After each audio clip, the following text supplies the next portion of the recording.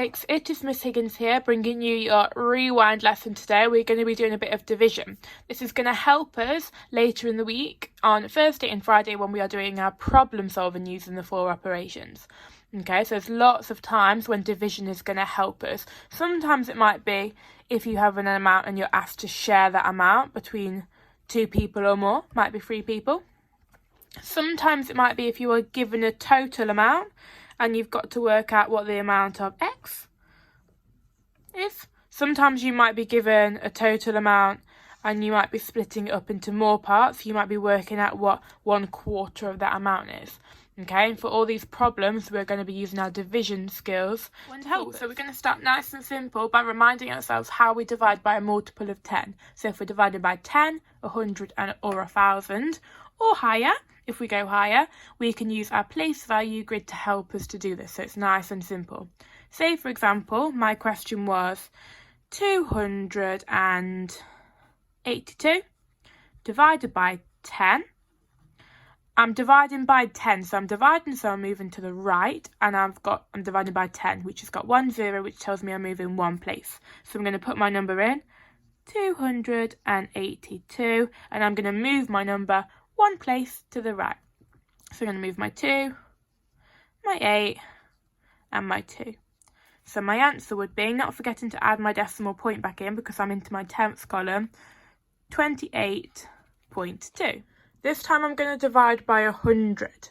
So I'm going to go for a problem of 474 divided by 100.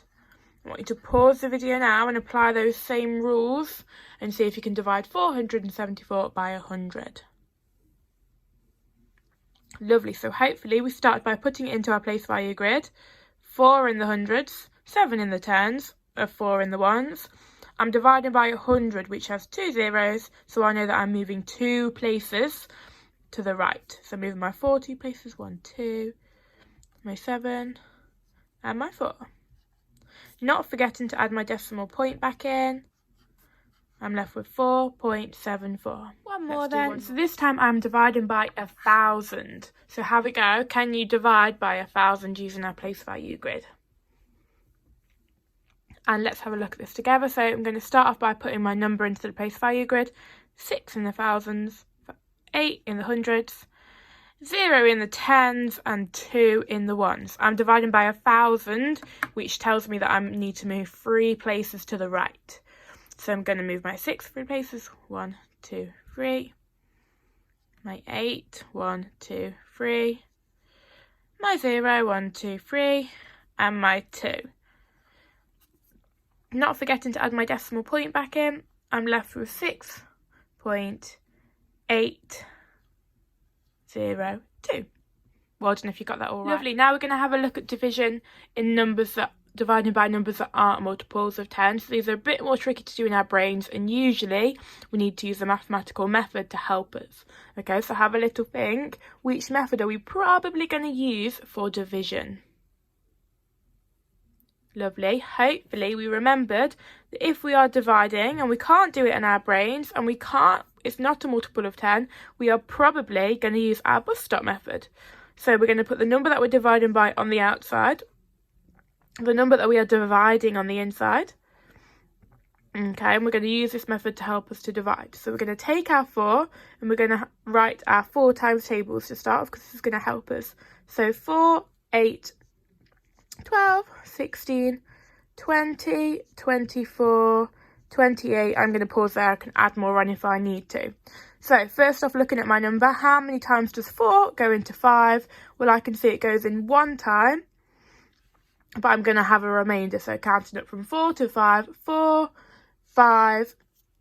I've got 1 left over, so I put it next to my 6 to make 16. How many times does 4 go into 16? I've already handily written down here. 1, 2, 3, 4. And there are no remainders. So there is nothing left over. So 56 divided by 4 would be 14. This time then I want you to have a go at this on your own first. So have a go. How are you going to lay it out? What are you going to write down the side that's going to help you? So pause the video now and have a go, and then we'll come back to go through it together. Lovely, let's have a look then. So first I'm just going to draw my bus stop method to help me visualise my problem. So I've got 6 on the outside, 78 on the inside. Next I'm going to draw my 6 times tables down the side just to help me. So I've got 6, 12, 18, 24, 30. I'm going to stop there because if I need any more I can write some more down. Right then, looking at my 6 then. First I'm going to look at my 7. How many times does 6 go into 7? Well, I know it goes in 1 and I have a remainder of 1 because the difference between 6 and 7 is 1. Now I'm looking at 18 then. How many times does 6 go into 18? I can look down the side 1, 2, 3 times and I've got no remainders. So my answer is 13. This time my problem gets a little bit trickier because now I'm dividing a 3-digit number by a 1-digit number. So I've added on the extra digit, but we're still going to use the same method. So we're going to stick with our bus stop method. So we're going to go 137 inside the bus stop, 5 on the outside, and we're just going to jot our 5 times tables down on the side to help us. I'm going to stop at 30. If I need more, I can write more. Okay, so first I'm looking at 5 and 1. How many times does 5 go into 1? It goes in 0 times, and I'm going to move my 1 over here to make 13. How many times does 5 go into 13? 1, 2, but not 3 times. So it goes in twice to make 10, and I have a remainder of 3. So now I'm left with 37. How many times does 5 go into 37? Well, let's add on another one. 1, 2, 3, 4, 5, 6, 7 times to make 35, but then I count up 2 from 35, so I have a remainder of 2. But I'm not going to write this as a remainder, I'm going to write it as a decimal. Okay, so let's have a look at how we're going to do that. I'm going to write my decimal points and put some decimal places onto this number. So I'm not changing the value of this number at all, I'm just adding that decimal point and I'm putting in a tenths column and a hundredths column. I'm going to add my remainder of 2, just like we did in the previous times, onto my tenths column, and now I'm going to look at it as if it were a 20. How many times does 5 go into 20? Well, it goes in 1, 2, 3, 4 times with no remainders. So we're left with 27.4. This time my number is bigger again. I've got 4 digits divided by 1 digit, but you're going to use just the same method. So it's your turn now. I want you to pause the video and have a go. And let's play again. Let's have a look at this together. So, using my bus stop method still. So, drawing my bus stop first. 2, 7, 8, 1. 6 goes on the outside. Remembering to write my 6 times tables down the side to help me.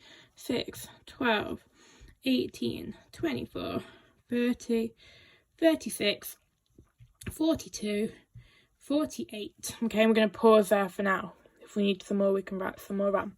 So, looking at my first digit. How many times does 6 go into 2? It doesn't, because 6 is larger than 2. So I'm going to write my 0 and carry my 2 over. How many times does 6 go into 27? Well, let's have a look. 1, 2, 3, 4 times to get 24. And I've got a remainder of 3, because if we count up from 24 to 27, the difference is 3. How many times does 6 go into 38?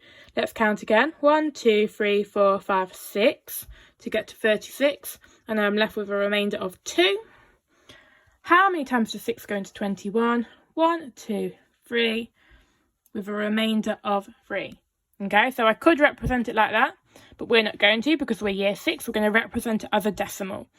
Okay, so writing my tenths column in and my decimal point.